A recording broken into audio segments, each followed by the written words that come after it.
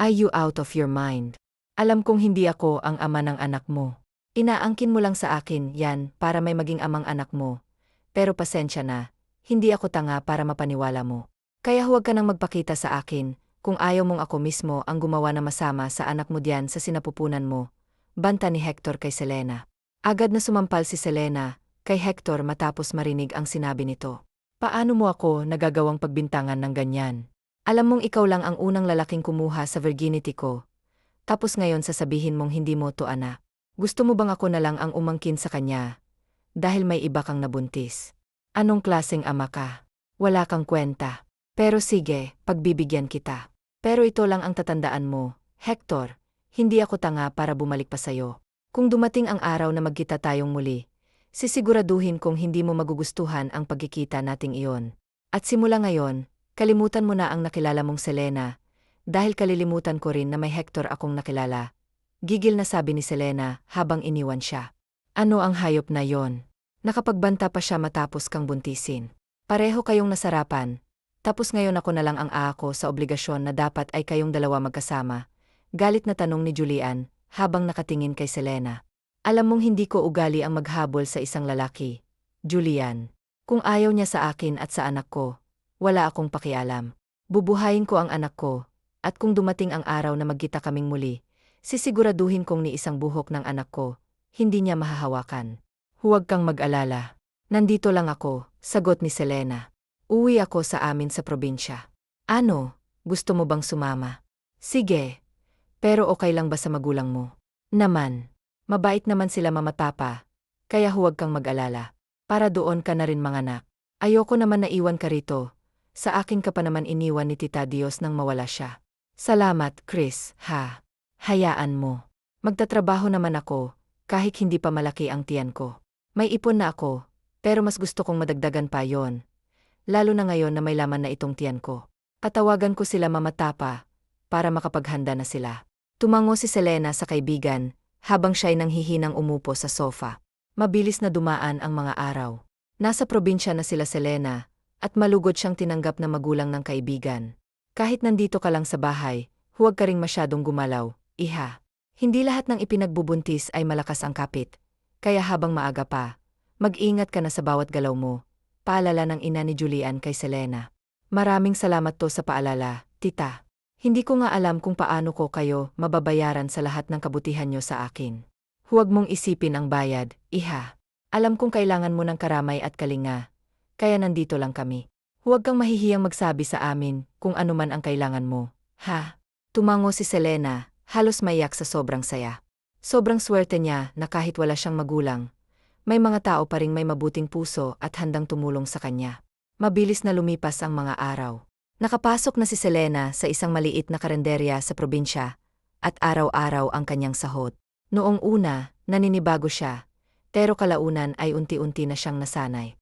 Julian, ikaw na lang ang magbigay nito kay tita. Pandagdag sa gastos sa bahay. Nahihiya kasi akong magbigay sa kanya. Nung una, hindi niya tinanggap. Paliwanag ni Selena sa kaibigan. Asos, bakit ka pa nagbibigay? Nag-iipon ka para sa panganganak mo. Kailangan mo ng pera, sagot ni Julian. Hayaan mo na, may aumento na kasi ang sahod ko, dahil sa performance ko. Kaya sige na, tanggapin mo na yan. Na, tatanggapin ko na to. Pero last na to, ha? Kailangan mo pang mag-ipon para sa hospital kapag nanganak ka na. Promise, nakataas ang kamay na sabi ni Julian, kaya bahagyang natawa si Selena. Pagkalipas ng 8 buwan. Oh my gosh, Selena, ang gwapo. Manang-mana sa walang hiya niyang ama, napangiti si Selena, habang nakatingin sa kaibigan na gigil na kalong ang anak. Hoy, baka makalimutan mo, anak ko yan, ha? Hindi yan si Hector, natatawang sagot ni Selena. Naman. Siyempre. Nakakagigil lang ang gwapo ng anak mo. Kung ako rin mabuntis at kasing gwapo nito ang iluluwal ko, naku, hindi na ako lugi, kaya tatanggapin ko ng buong buo ang anak ko, nakangiting sagot ni Julian. Nakangiti si Selena, habang pinagmamasdan ang kanyang anak. Kung excited siya noon na masilayan ang anak, mas excited siya ngayon, dahil nakita na niya ang gwapo nitong mukha na minana pa sa kanyang ama. Ilang araw lang sa ospital si Selena, at nakalabas kaagad siya. Nahihirapan pa siya sa anak, dahil ayaw nitong dumede sa kanya. Pero matiyaga siyang ina, kaya kalaunan ay natutunan din ng anak niyang dumede. Sobrang saya pa niya na makitang unti-unti nang lumalaki ang kanyang anak. Selena, ako na muna diyan sa bata. Kumain ka na't hinihintay ka na ni Julian sa mesa, sabi ni tita. Umiyak kasi, eh. Pag pinapahiga ko si Camila, ayaw kasing magpalagay sa kuna, nahihiyang sagot ni Selena. Ako nang bahala sa kanya. Akin na si Camila at kumain ka na nga. Napangiti si Selena nang makita niyang hindi umiyak ang anak habang kalong ng ginang. Pakinggan mo na si Mama Papa. Parang apo na nila si Camila dahil mahal na mahal nila ito. Oh, di ba sabi ko sa'yo? Sabik na sabik sa apo yung mga yan. Kaya si Camila na lang ang magiging apo nila. Ayoko pang mag-asawa, lalo na parang malamig na sa akin si Lloyd ngayon. Bakit naman? Di ba every week naman kayong nagde-date? Nga, pero mula nang makuha niya ang katawan at virginity ko, hindi na siya masyadong nagparamdam sa akin. Agad na bilaukan si Selena sa isinubo niyang kanin, kaya mabilis siyang napainom ng tubig. Ano? Binigay mo na. Hinaan mo nga yung boses mo, baka marinig ka nila mama. Paano kung nabuntis ka? Di dalawa na tayo, nakangiting sabi ni Julian. Gaga ka talaga. Hindi yan ang ibig kong sabihin. Don't worry. May proteksyon naman akong ginamit kaya hindi mangyayari yung nasa isip mo. Mabuti naman kung ganun. Nga pala, mag-a-apply ako bukas sa city ng trabaho. Ano, sasama ka ba sa akin? Anong trabaho? Tagalista ng mga gwapo, sabay tawa ni Selena. Palibhasa mahilig ka sa mga gwapo, ganti ni Julian. Nagsalitang walang kinikilig sa gwapo, nagtawanan ang dalawa habang nasa kainan. Habang naiiling na lang ang dalawang matanda, narinig ang halakhak ng dalawa mula sa kusina hanggang sa sala. Ano, okay na ba? Masayang nag-thumbs up si Selena, kaya napangiti na rin si Julian. Ayos. Ang galing mo talaga. Salamat, Chris, ha. Mukhang kayo ang swerte ko, natatawa niyang sabi sa kaibigan. Asus, sinabi mo pa. Uwi na tayo. Tara na. Gusto ko na rin kurutin si Camila, natatawang sabi ni Julian. Sira. Naiiling na lang si Selena. Sa Maynila, masayang yakap ni Hector ang kanyang anak pagkauwi niya sa kanilang bahay. Kahit pagod sa trabaho, todo alaga pa rin siya sa kanyang anak, habang ang asawa naman niya ay abala sa kanyang pagmomodelo. Hindi pa ba umuwi ang Ma'am Elena mo dito sa bahay? Tanong niya sa yaya ng anak. Hindi pa po, sir. Wala pong text o tawag mula sa kanya. Napabuntong hininga si Hector habang yakap ang anak. Kakaibang nararamdaman niya sa tuwing yakap niya ang anak. Parang hindi siya masaya at tila hindi nabubuhay ang dugo niya sa tuwing yakap-yakap niya ito. Alam niyang may kulang sa kanya, ngunit hindi niya alam kung ano iyon. Magbibihis lang ako. Hawakan mo muna si Sofia. Sige po, sir. Kapapasok pa lang ni Hector sa kwarto nila na mag-asawa nang tumunog ang kanyang cellphone. Asan ka? Tanong ng nasa kabilang linya. Nasa bahay na. At ang asawa mo? Hindi pa umuwi. Oh, I see. Puntahan mo ako dito sa kinaroroonan ko, maipapakita ko sa'yo. Pagod ako, Alberto, at alagaan ko pa ang anak ko. Oh, come on, Hector. Hanggang ngayon babulag ka pa rin. Anong ibig mong sabihin? Puntahan mo nga ako rito, para malaman mo kung anong ibig kong sabihin. Ibinaba ni Alberto ang tawag, habang nakatingin sa babaeng kanina pa umiinom kasama ang isang lalaki. Ibang klase ka talaga, Elena. Nakuha mo nang ipaa ko kay Hector ang anak mo sa ibang lalaki. Ginawa mo pa siyang yoyo. Akala mo naman hindi ko alam kung sino ang ama ng anak mo. Kung noon naloko mo ang kaibigan ko, hindi na ngayon. Kasalukuyan nakakandong si Elena sa isang lalaki nang bigla na lang may humila sa kanya, at kaagad na sinuntok ang lalaking kasama niya. What the hell are you doing? Sigaw ng lalaki kay Hector. Hector, tama na.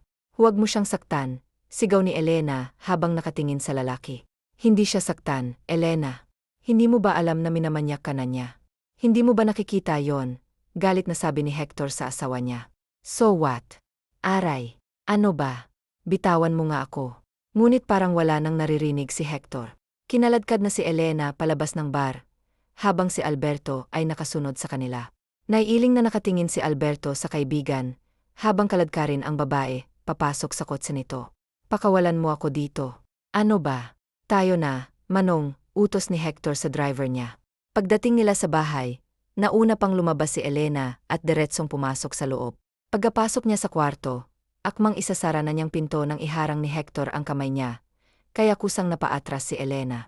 Inilok ni Hector ang pinto at kaagad na hinablo si Elena, padaskol-daskol. Takot na sabi niya sa lalaki. Pero hindi nakinig si Hector. Walang awa nitong inangkin ang babae, at halos wala na siya sa sariling katinuan. Kung hindi pa napagod si Hector, hindi niya titigilan ang babae ngayon, ay parang lantang gulay na nakatulog sa kama. You requested this kaya tanggapin mo kung anong parusa ko sa'yo. Mahinang ani ni Hector sa isip niya. Matapos maglinis ng katawan, pinuntahan ni Hector ang bata sa kwarto nito. After 4 years. Mama, masayang yakap ni Selena ang kanyang 4 na taong gulang na anak. I missed you, Mama, malambing na ani ng bata sa kanya. I miss you too, my boy. At may pasalubong si Mama, essay, masayang nagtatalon si Camila sa tuwa nang makita ang pasalubong ng ina. Nagustuhan mo ba? Opo, Mama, salamat po. You're welcome, anak. Binuhat na niya papasok ang anak sa loob ng bahay, at kaagad itong pinalaro. Nandito ka na pala, Selena. Magandang hapon po, tita. Si Julian po pala. Nasa kwarto niya. Puntahan mo na lang. Sige po, at bago ko makalimutan, ito po pala, yung pambayad natin sa kuryente at tubig, ita, at pangdagdag na rin po sa pangbigas natin. Naku, iha naman.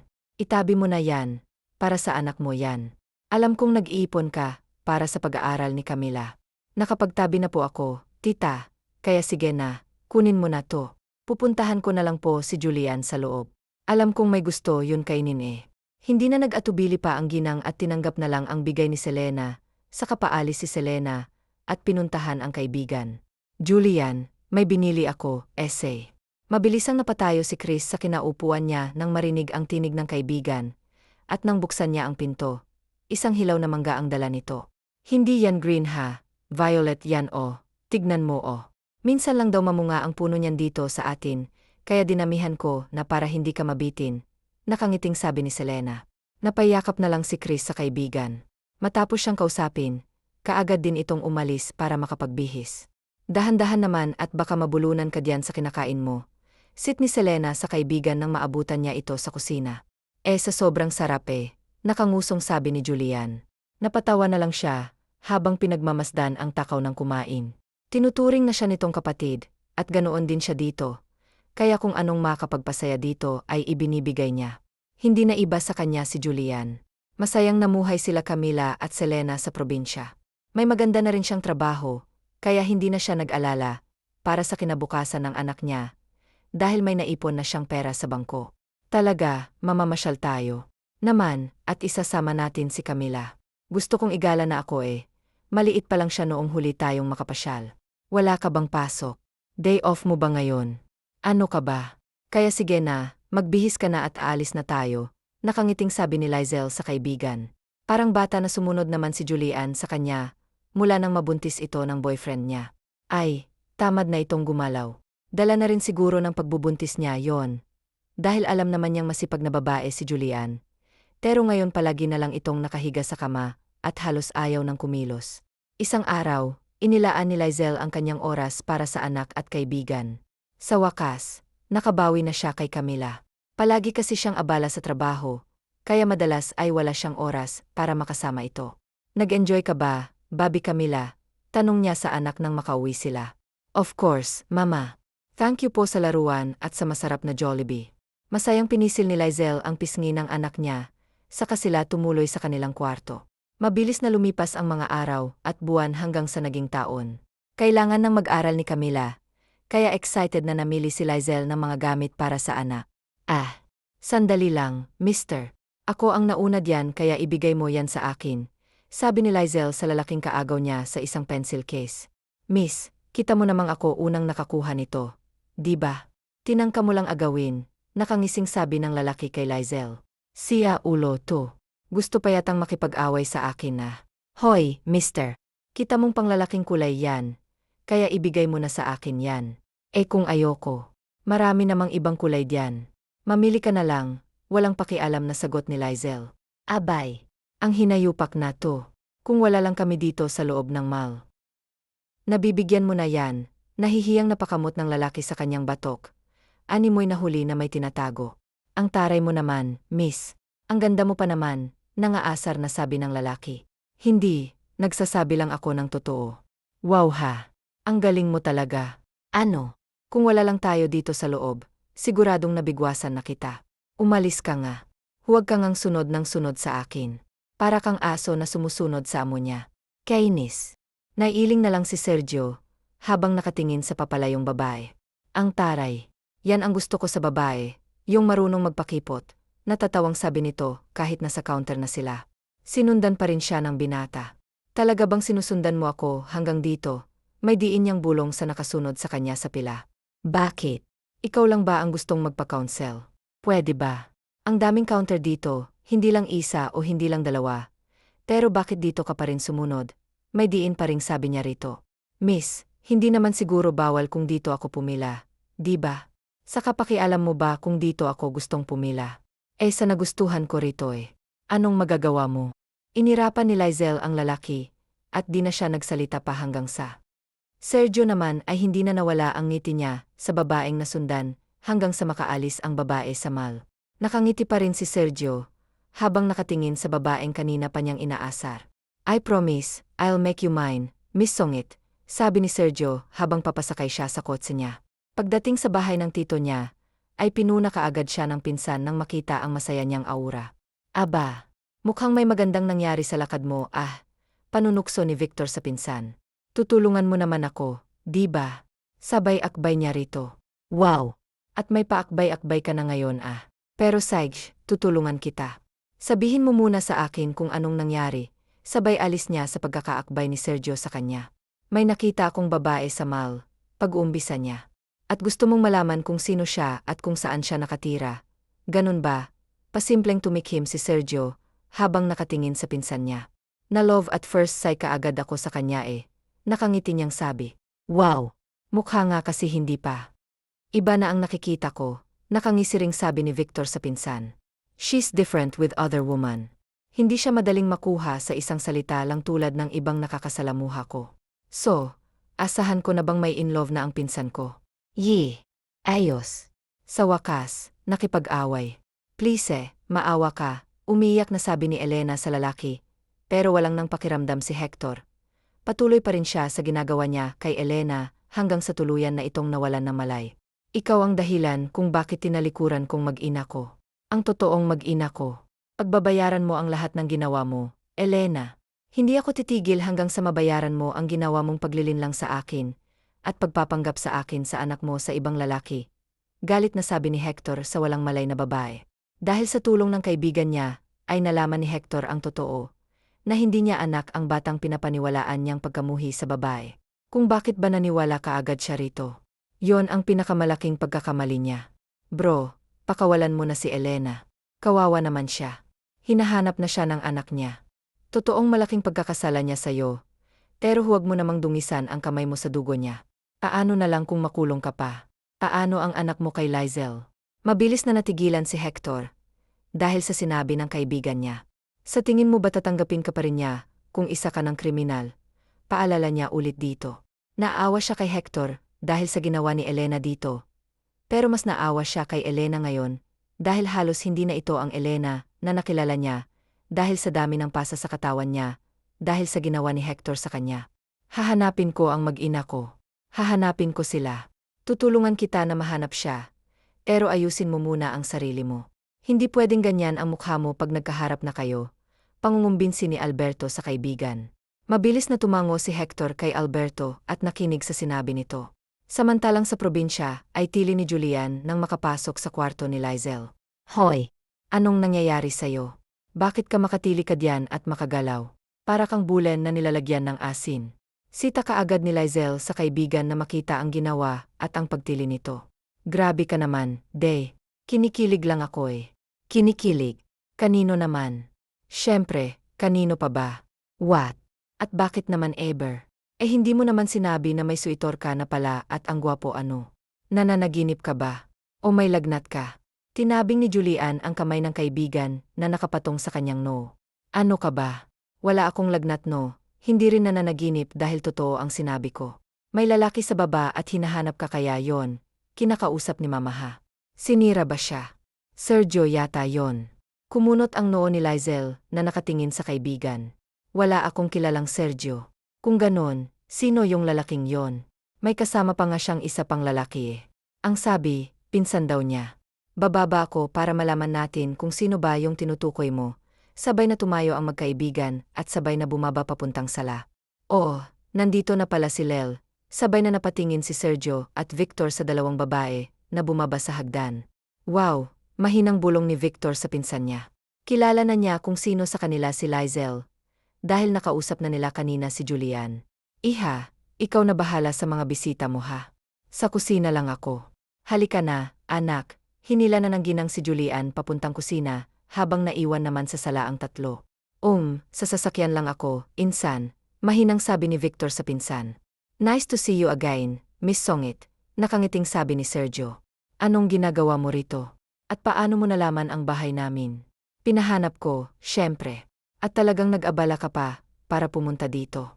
Ano bang kailangan mo? Diretsong tanong ni Lizel sa lalaki. Ano ba sa tingin mong dahilan kung bakit hinahanap ng isang lalaki ang isang babae? Sagot ni Sergio sa babae.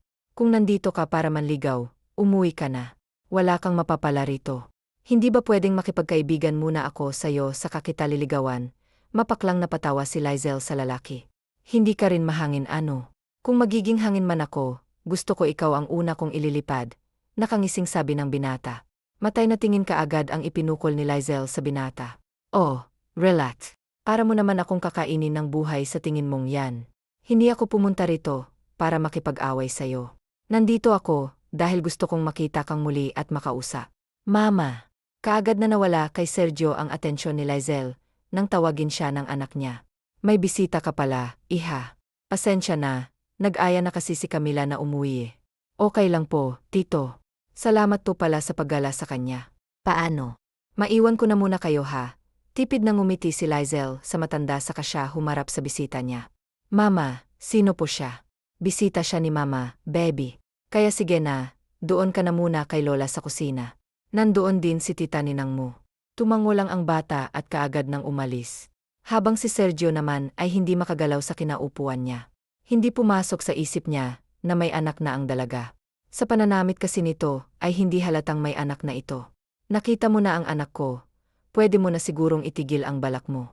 Alam kong tulad ng iba, katawan ko lang din ang habol mo sa akin kaya kung ako sayo, huwag mo na ituloy ang nais mo. Nainsulto si Sergio sa sinabi ni Lizel sa kanya. Parang nahulaan na niya kung anong tingin nito sa kanya. Malinis ang intensyon ko sayo, Lizel, at nagkakamali ka ng iniisip tungkol sa akin. Ngumisi si Lizel sa binata na animoy na mangha siya rito. Sa tingin mo ba mapapaniwala mo ako sa sinasabi mo? Nagkakamali ka. Alam kong ang katulad mo, katawan lang ang habol sa akin kaya kung maaari, ay umalis ka na dahil hindi ko kailangan ng tulad nyo. Hindi magawang makapagsalita ni Sergio. Kita niya sa mata ng dalaga ang galit. At kung ano ang ikinagagalit nito, ay iyon ang gusto niyang malaman. Aalis ako, pero babalik pa rin ako rito. At gusto ko ring makilala ang anak mo. Tumayo na si Sergio at lumabas ng bahay. Mahihirapan ka sa babaeng yun, insan. Kaagad na sabi ni Victor nang makapasok siya sa sasakyan. I know. Pero hindi ako susuko.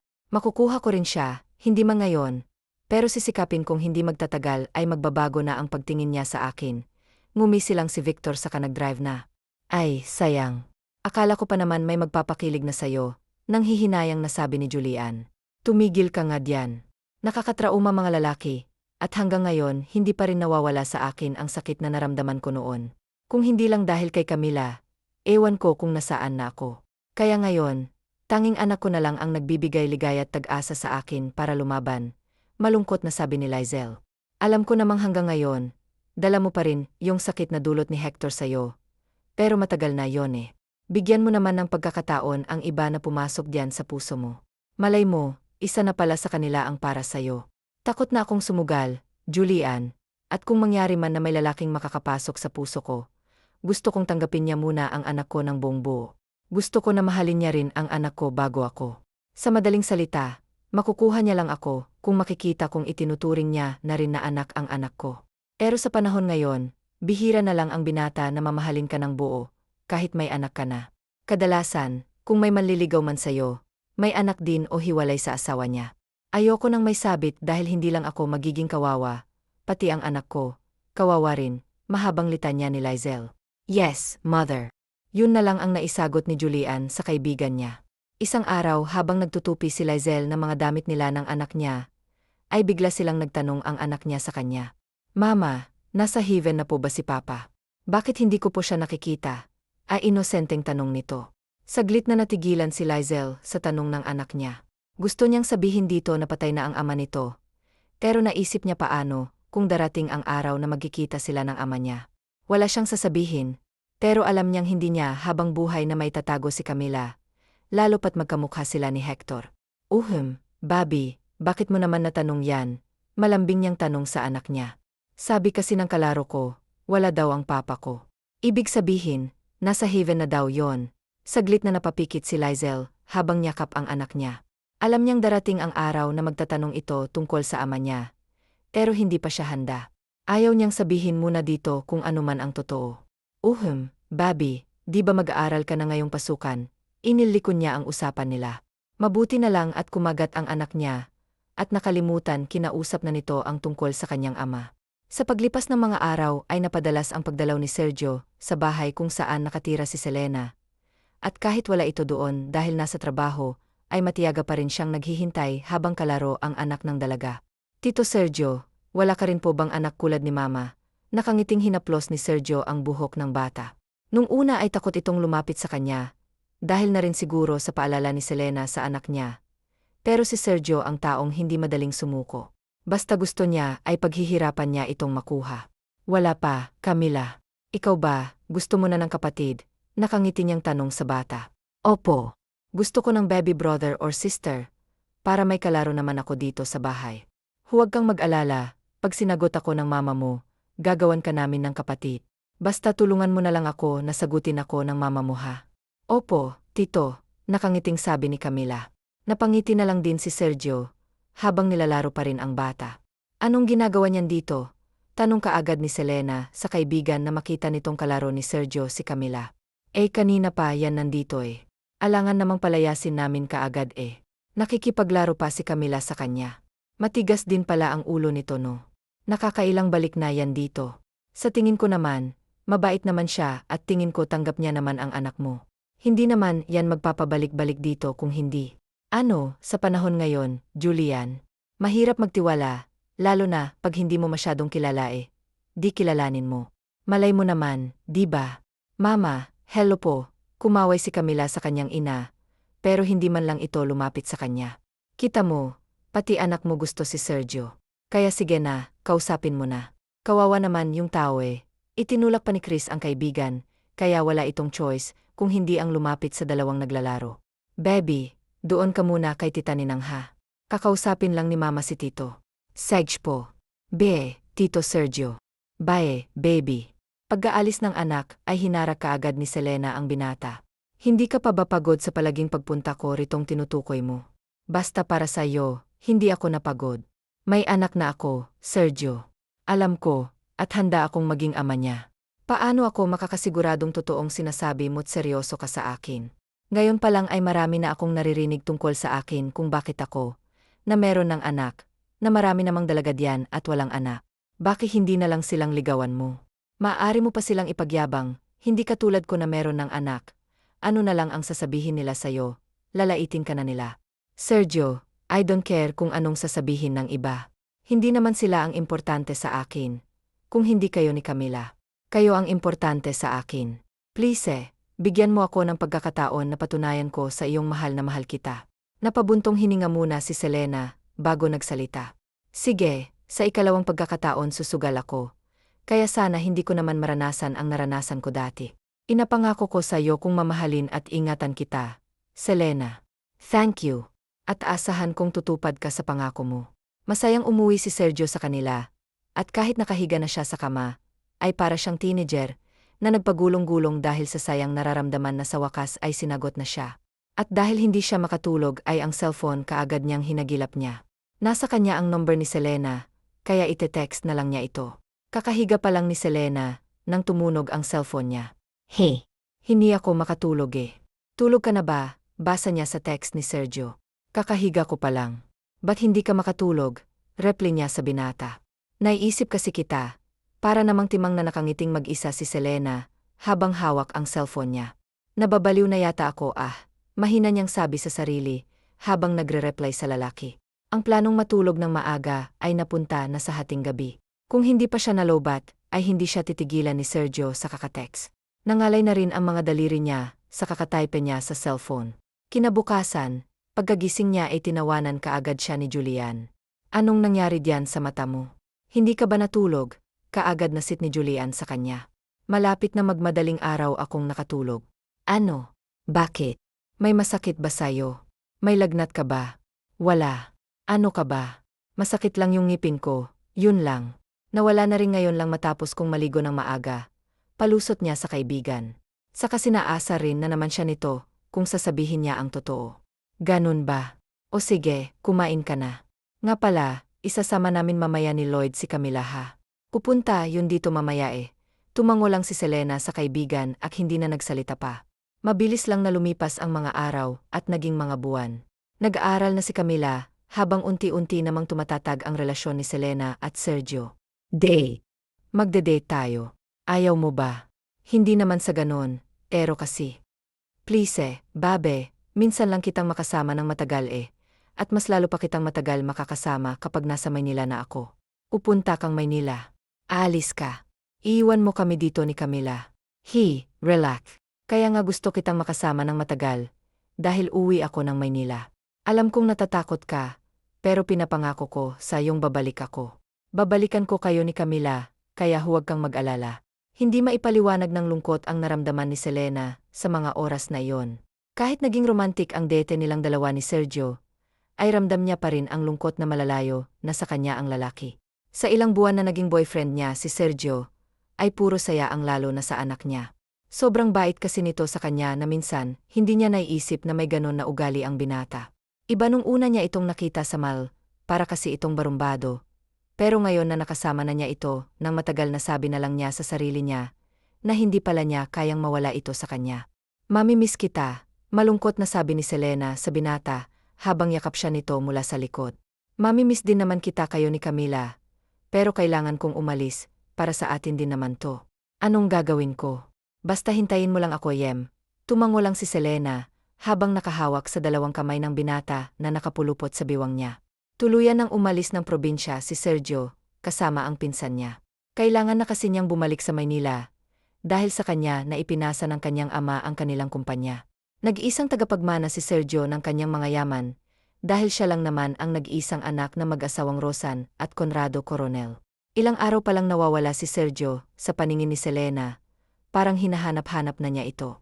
Walang text ni tawag na mula sa nobyo niya, kaya nag-alala siya baka kung ano na nangyari dito. Iniisip mo na naman siya. Natatakot ako eh. Hindi ko alam kung ano bang isipin ko. Paano kung magkatotoo ang hula ko? Paano kung? Huwag kang ang negad yan. Think positive ka lang dapat. Baka naman busi lang. May tiwala naman ako diyan kay Sergio, sabi ni Julian sa kaibigan. Bumuntong hininga lang si Selena, habang nakatutok sa hawak niyang cellphone ang kanyang tingin. Sa Maynila, habang abala si Hector sa kanyang ginagawa, ay bigla na lang bumukas ang pinto at tumasok doon ang kaibigan niya. Ano nang balita sa pinapahanap ko? Tanong kaagad ni Hector sa kaibigan na makapasok ito sa opisina niya. Nandiyan ang lahat ng tungkol sa kanya, at kung saang lugar siya ngayon kasama ang anak niyo. Sabik na binuksan ni Hector ang brown envelope na inilapag ng kaibigan sa mesa niya, at kaagad na tinignan ang laman nun. Malaki na ang anak mo, at hindi maipagkakaila anak mo siya, dahil sa kuhang-kuha niya mukha mo. Manang-mana sa anak mo. Anak mo na itinakwil mo noon, dahil naniwala ka kay Elena, at sa mga kasinungalingan niya. Kaagad na nag-init ang sulok ng mga mata ni Hector, na makita ang laman ng envelope. Nakalakip sa impormasyon, kung nasaan ang hinahanap niya. Gusto kong puntahan kaagad sila. Gusto kong bumawi sa mag-ina ko, yan ay kung hindi pa huli ang lahat. Natatandaan mo pa naman siguro ang sinabi ni Selena, bago siya umalis, di ba? At sa tagal ng panahon na wala ka sa tabi niya, dahil kasama mo si Elena, sa tingin mo ba mapapatawad kanya kaagad? Kilala mo si Selena, bro, siya ang klase ng babae, na mahirap paamuhin, at hindi madadala sa isang salita lang. Sinira mo ang tiwala niya sa'yo.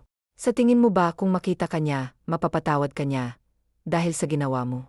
Alam kong hindi kanya mapapatawad, dahil sa sakit na dinulot, at pagbabanta mo sa buhay ng anak mo. Sa tingin ko kinakamuhian ka ni Selena hanggang ngayon, mahabang sabi ni Alberto sa kaibigan. I'll do everything para mapatawad at bumalik lang siya sa akin. Nagsisisi na ako sa nagawa ko sa kanya, kaya gusto kong bumawi ngayon. Madali lang niyang sabihin, pero mahirap, yang gawin lalo na kay Selena. I know. Until now, mahal niya pa rin ako. Naiiling habang nakangiti si Alberto na nakikinig sa kaibigan. Alam niya kasing may nobyo na si Selena, pero ayaw niyang sabihin dito ang nalaman niya. Gusto niyang ito mismo ang makatuklas ng totoo, para maramdaman din niya kung gaano kasakit kapag pinagpalit ka ng mahal mo. Sabihan mo ako kapag pupuntahan mo na siya. Gusto ko ring makita sila at ang anak mo, paalala ni Alberto. Gusto niyang sumama dahil gusto niyang masaksihan kung anong reaksyon ng kaibigan niya kapag nalaman nitong may mahal ng iba ang babaeng gusto niyang balikan. Pag-uwi ni Selena galing sa trabaho niya, ay sa kwarto niya kaagad siya dumiretso. Wala pang anak niya, dahil 4 oras pa ang labas nito sa school. Hindi naman siya nababahala, dahil kasama naman ito ang 2 matanda, na itinuturing na nitong lolo at lola. Wala din si Chris sa bahay nila, dahil sinundo ito ng nobyo niya. Malapit na kasi itong manganak, kaya napapadalas ang pag-uwi ni Lloyd, para maalagaan ang pagbubuntis niya. Kasalukuyan na siyang nasa kusina, para maghanda ng lulutuin sa hapunan, nang may biglang pumulupot na kamay sa biwang niya. Napasigaw sa sobrang kaba si Selena, at nang makilala kung sinong nakayakap sa kanya, mula sa likod, ay kaagad na pinaghahampas siya ni Selena sa dibdib. Did you miss me? Nakangiting tanong ng binata, habang iniilagan ang mapanakit na kamay ng nobya. Siya, ulo ka ba? Kapatayin mo ba ako sa nerbiyos? Bakit ngayon ka lang ha? At may paduya mo mism ka pang nalalaman. Alam mo ba kung ilang buwan kang walang paramdam sa akin, na hindi mo man lang naiisip na nag-aalala ako sa iyo? Buliyaw ka agad ni Selena sa binata. Sorry na, busi lang ako. Pero huwag kang mag-alala, nandito na ako. Namiss kita at si Camila, malambing na sabi ng binata, habang nakayakap na sa nobya. Yumakap din si Selena sa kanya, at tinugon ng halik nito. Nang kapusin sa hininga, saka palang bumitaw si Sergio sa kanya. Namiss kita, at para makabawi sa hindi ko pagpaparamdam sa iyo, pinagluto ko kayo para sa hapunan. Talaga ba? Yes. Mas masarap akong magluto. At ikaw pa lang ang unang babae na paglulutuan ko. At dahil special ka kaya special din ang lulutuin ko. Nakangiting ani ng binata. Agad na namula ang pisngi ni Selena. Dahil aminin man niya, o hindi kinikilig siya sa sinabi na binata. Nakaupo lang si Selena, habang si Sergio naman ay nakaharap sa niluluto niya. Hindi naman mapigilan ni Selena na mapangiti, pero agad din nawala ang ngiti niya nang maalala ang unang lalaki na minahal niya. Ganoon sila dati ni Hector. Kaagad niyang pinilig ang ulo at kinalimutan si Hector, at itinuon na lang ang atensyon niya kay Sergio. Tikman mo ang luto ko, love, kung papasa ba sa'yo. Bumuka naman ang bibig ni Selena, at tinikman ang luto ng binata. Masarap siya. Puri niya sa luto ng binata. So, pwede na ba akong maging asawa mo? Agad na lunok ni Selena ang tinikman niyang ulam, dahil sa narinig. Are you okay? Tubig. Uminom ka ng tubig. Tarantang binigyan ito ni Sergio ng tubig sa kapalang siya, nakahinga ng maluwag. Okay ka na ba? Okay na ako. Salama. Bakit ba kasi napunta sa pag-aasawa? Bakit? Ayaw mo bang maging asawa ko? Siyempre, Gos. Natigil sa pagsasalita si Selena, nang kaagad siyang ginawaran ng masuyong halik ni Sergio sa labi. Mahal kita ng higit pa sa buhay ko, kaya naman gusto kitang makasama. Walang kondisyon ang pagmamahal ko sa'yo. Love kita kahit may anak ka pa. Ganoon kita kamahal, madamdamin niyang sabi sa nobya matapos niya itong halikan. Parang matutunaw ang puso ni Selena, dahil sa sinabi ng lalaki. Mahal ni Selena ang binata, pero hindi pa niya kayang sambitin ang salitang, I love you. Hindi naman problema kay Sergio kung di pa kayang sambitin, yun sa kanya ng nobya. Ang importante sa kanya ay alam na niyang mahal na siya nito. Hindi man sa salita, nakikita naman niya sa gawa. Wow, ang sarap naman nung niluto niyo. Ikaw, Sergio ha. Ang tagal mong nagpakita. Ni text at tawag, wala ka man lang paramdam. Alam mo bang umiiyak ng husto yang kaibigan ko, habang wala ka? Akala niya iniwan mo na siya. Kaagad na sabi ni Julian nang makita kung sinong kasama ni Selena sa kusina. Kaagad na sinamaan ni Selena ng tingin ang kaibigan, pero si Julian ay tumawa lang. Kaagad naman itong pinaupo ni Lloyd sa upuan. Tito Sergio, nandito na po kayo ulit, masiglang sabi ng bata nang makita nito si Sergio. Hello, young boy. Kumusta ka na rito? Nag-aral ka bang mabuti? Tanong niya sa bata habang pumantay siya rito. Naman po. Tinandaan ko pong sabi mo na mag-aral na mabuti para paglaki. May maipagmamalaki ako sa mama ko. Proud nitong sabi sa tito niya. Wow, very good. At dahil diyan, may pasalubong ako sa'yo. Talaga po. Yes. Halika, samahan mo ako. Saglit na nagpaalam si Sergio sa nobya at sa kaibigan nito, saka sila lumabas ng bahay. Wow, ang ganda. Hindi mapigilan ni Camila ang pagkamangha niya nang makita ang malaking Iron Man na binili ni Sergio sa kanya mula pa sa Maynila. Nakangiting ang bata na sobrang saya sa pasalubong niya. Pero kaagad na napalis ang ngiti sa labi niya nang may sasakyan na huminto katabi ng sasakyan niya. Alam niyang mayaman ang may-ari noon dahil sobrang kinis ng kotse at para bang kabibili lang nito. Chill lang na lumabas ng sasakyan si Alberto, habang si Hector naman ay nagtataka kung sinong lalaking kasama ng anak niya. Kilala na niya ito dahil sa mga larawan na nakuha nito noong ipahanap niya ang mga ito. Tito, sino po sila? Bulong ng bata kay Sergio. I don't know, baby. Hindi ko rin sila kilala, balik na sabi niya sa bata. Magandang hapon, bati ni Alberto sa lalaki. Magandang hapon din, anong maitutulong ko sa inyo? Dito ba nakatira si Lizel Goes? Ano pong kailangan niyo sa mama ko? Si Camila na ang sumagot. Parang magnet na dumikit kay Camila ang tingin ni Hector. Nandoon lang ang tingin niya sa bata, at para bang kinakabisado niya ang mukha ng anak niya. Liz. Ang tagal na bitin sa ere ang sasabihin sana ni Lizel nang makita at makilala kung sino ang lalaking kausap ng anak niya. Hindi siya kaagad nakagalaw sa kinatatayuan niya. Nakatitig lang siya sa dalawang tao na ngayon ay nakatingin na sa kanya. Nang matauhan ay mabilis niyang kinuha ang anak niya at itinago sa likod niya. Pinagsalikop din niya ang kamay nila ni Sergio. Kahit nagtataka si Sergio sa inakto ng nobya, ay sinakyan niya ito at hinapit sa biwang ang nobya habang hinahawakan niya si Camila. Anong ginagawa niyo rito? Paano niyo nalaman kung nasaan ako? Hi, Liz. Kamusta ka na? Mas gumanda ka pa ngayon Sa halip na sagutin ni Alberto ang tanong ni Lizel, ay iba ang isagot niya rito. Boyfriend mo, tukoy niya kay Sergio. I'm her fiancé. Sino ba kayo at anong kailangan niyo sa nobya ko? Si Sergio na ang sumagot. Nang makita ni Julian kung sinong nasa labas, ay kaagad na kinuha niya si Camila at ipinasok sa loob ng bahay para hindi nito marinig ang pinag-usapan ng mga tao sa labas. You're her fiancé. Madilim ang mukha na tanong ni Hector sa kaharap at batid sa boses nito ang sakit. Yes. Why? Is there a problem? Tanong ni Sergio sa lalaki. Yes, because I'm her boyfriend and the father of her son. Ang kapal naman ng mukha mo, para ang kinin na anak mo ang anak ko. Kailan ka ba naging ama?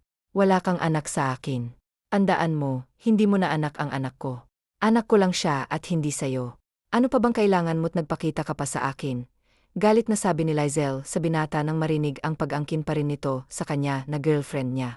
Gusto kong bumalik ka sa akin. Isang malutong na sampal kaagad ang dumapo sa mukha ni Hector nang mabilis na nakawala si Lizel sa pagkakapit ni Sergio sa kanya. Wala talagang kasing kapal ang mukha mo no. Matapos mong pagbantaan ang buhay ng anak ko, may gana ka pang bumalik sa akin. Anong akala mo sa akin? Tanga. I know na malaki ang kasalanan ko sa'yo, pero bigyan mo naman ako ng pagkakataon na patunayan sa'yo na nagsisisi na ako at handa akong gawin ang lahat. Bumalik ka lang sa akin. Nagmamakaawang sabi ni Hector sa dalaga at hindi iniinda ang sampal nito sa kanya.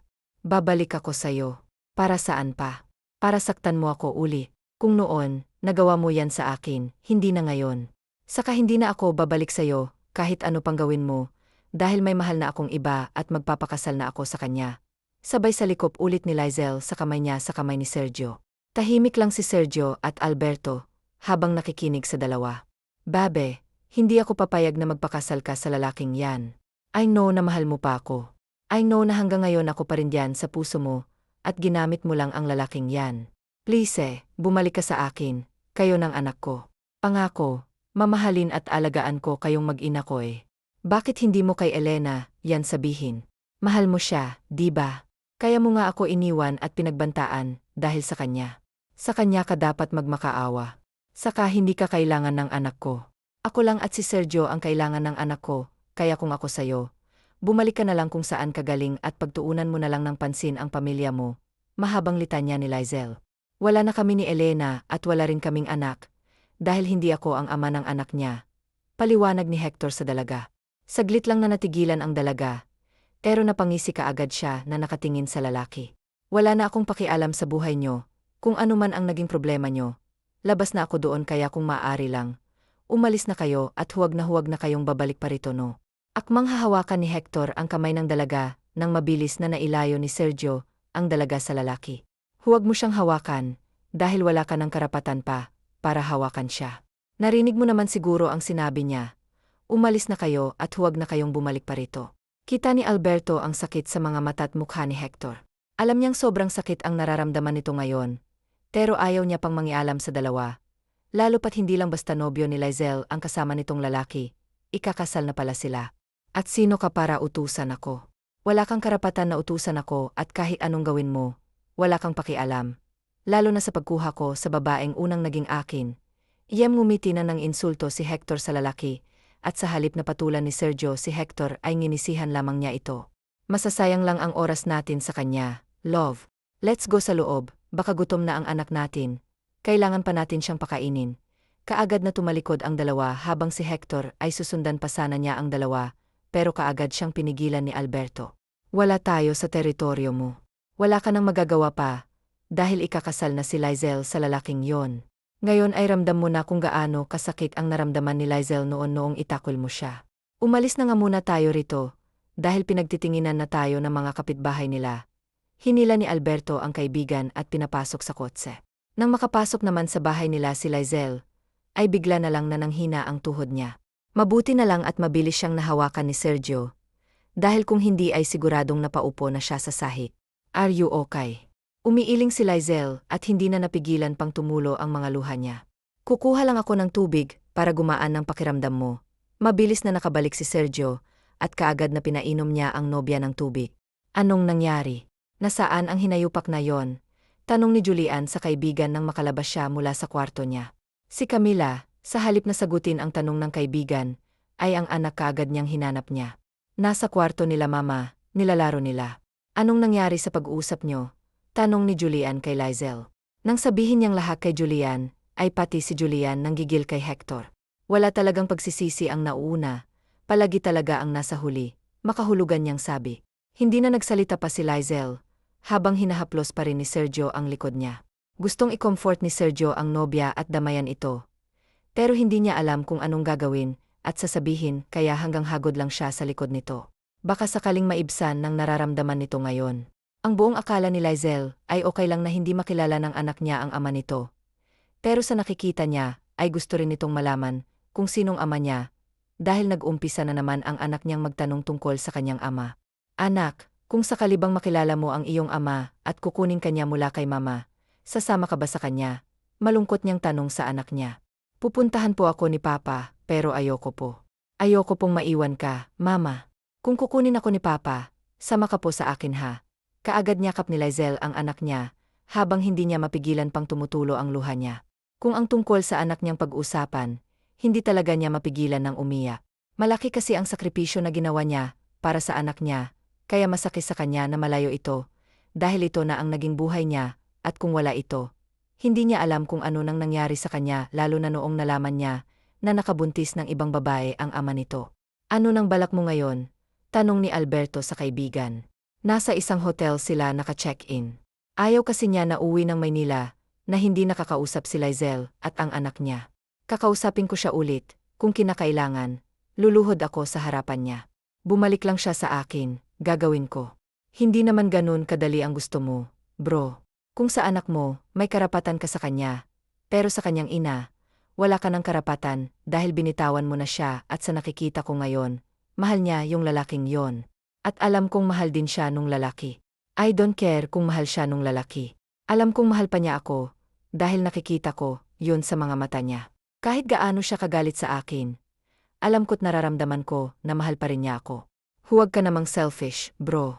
Huwag puro sarili mo na ang iniisip mo. Isipin mo rin yung nararamdaman ng iba at sa mga taong nasa paligid mo ngayon. Alam mo na kung anong pakiramdam ng ipagpali. Ikaw ang unang gumawa niyan sa kanya, di ba? Kaya tanggapin mo kung nakahanap na siya ng kapalit mo ngayon. Alam mo na ang totoo at nakita mo na ang anak mo. Kung kakausapin mo man si Lizelle, ang tungkol lang sa anak niyong pag-usapan niyo. Alam kong masakit ito para kay Lizelle, pero may karapatan ka pa rin sa anak niyo.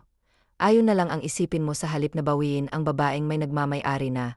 Mahabang litanya niya ni Alberto sa kaibigan. Saglit na natigilan si Hector sa sinabi ng kaibigan. Hindi niya matanggap na may pumalit na sa kanya sa puso ni Lizelle. Saka pala niya naisip na sobra pa siguro doon ang naramdaman ni Lizelle nang ipagpalit niya ito kay Elena noon.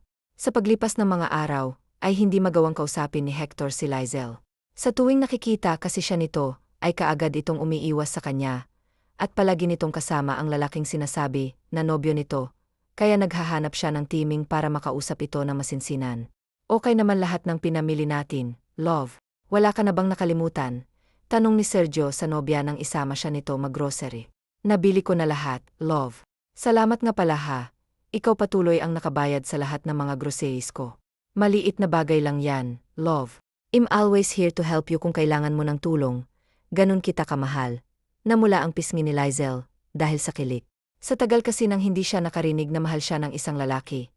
Ngayon ay masasabi niya ang nahanap na niya ang lalaking tuluyan ang magpapalambot sa puso at tuhod niya.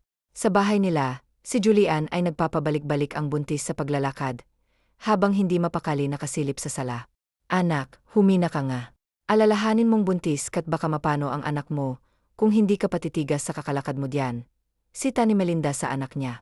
Kasi, Mama, taano na lang kung makabalik na lang ang dalawa? Hindi pa rin umaalis si Hector. Baka magkasunduan pang dalawang yon pag nag-abot sila. Anak, parehong profesional si Sergio at Hector. Sa tingin ko naman ay magkakausap silang dalawa na hindi nagkakasakitan. Pagdating nila Sergio sa bahay, ay agad na nanigas si Lizelle nang makita kung sino ang tao na nakaupo sa sala at kausap ang anak niya. Lumingon siya kay Sergio na tila ba nagpapaalam siya. Nakakausapin lamang niya ito. Nakaagad namang tinanguan ni Sergio. Nandito lang ako. Tawagin mo lang ako kung kailangan mo ng tulong. Salamat. Kaagad na tumayo si Hector sa kinaupuan at sinalubong si Lizelle. Sa labas tayo mag-usap. Gusto kong magkausap tayong walang ibang nakakarinig kung anuman ang pag-usapan natin. Kaagad na sabi ni Lizelle nang makalapit sa kanya si Hector. Sumunod si Hector sa dalaga palabas habang naiwan naman si Camila kay Sergio. Kung nandito ka para ipagpilitan ang gusto mong bumalik ako sa'yo, hindi na mangyayari pa ang gusto mo, Hector. Matapos mo kong iwan at ipagpalit noon kay Elena, sinabi ko na sa'yong hindi na ako babalik sa'yo. Tapos na tayo kaya ayusin mo na ang buhay mo. Makakahanap ka pa ng babae na mamahalin ka't alagaan, at pag dumating ang pagkakataon na yon, huwag mo na sanang saktan at hayaan pa ang babaeng yon na makawala pa sa'yo. Inatawad na kita sa nagawa mong kasalanan sa akin, dahil gusto ko na ring lumagay sa tahimik na buhay kasama ang lalaking mahal ko. Thank you at kahit papaano, mapapanatag ang loob ko na pinatawad mo na ako. Masakit sa akin na tanggapin na wala ka na nga sa akin, dahil hanggang ngayon mahal pa rin kita.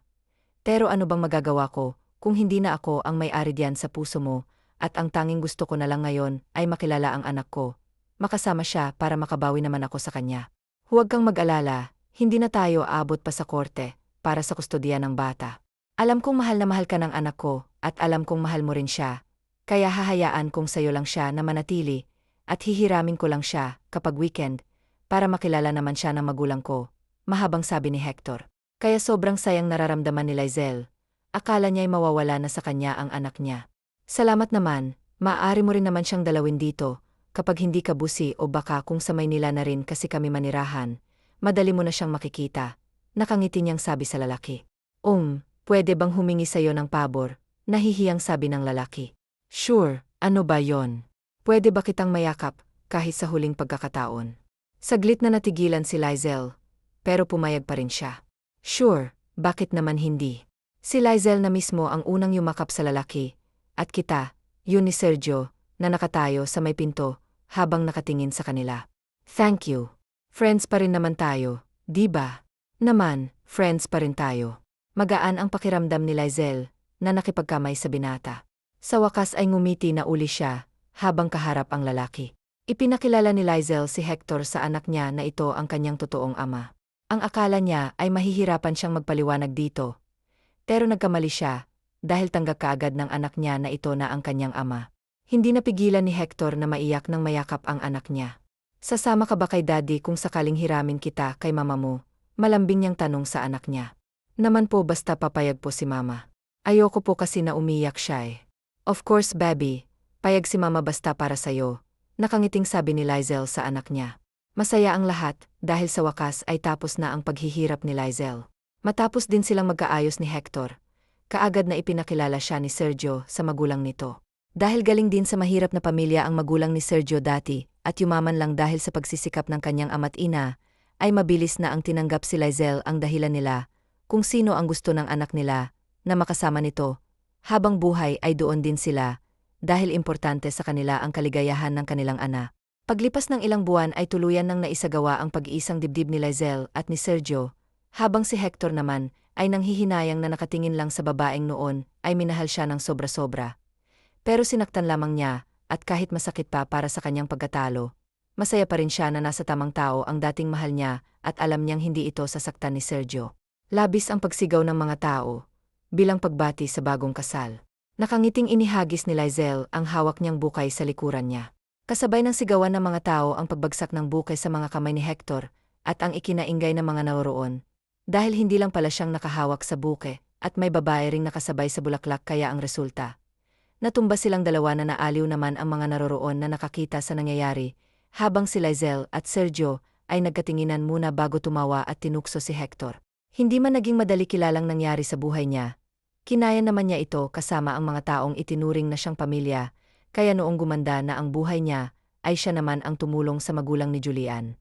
Nasa probinsya pa rin ang mga ito, pero hindi na sila naghihirap, dahil may malaking halaga na ibinigay si Lizel sa mga ito, at para makapag-umpisa sila ng negosyo na pwede nilang pagkakitaan.